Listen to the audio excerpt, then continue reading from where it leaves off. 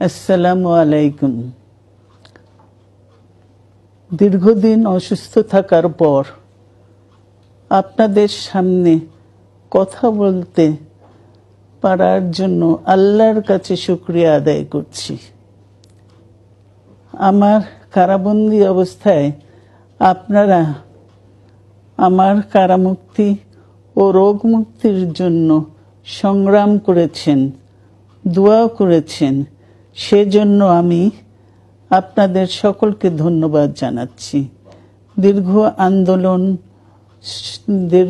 আন্দোলন সংগ্রাম ও ত্যাগের মধ্য দিয়ে আমরা ফ্যাসিবাদী অবৈধ সরকারের কাছ থেকে মুক্তি পেয়েছি।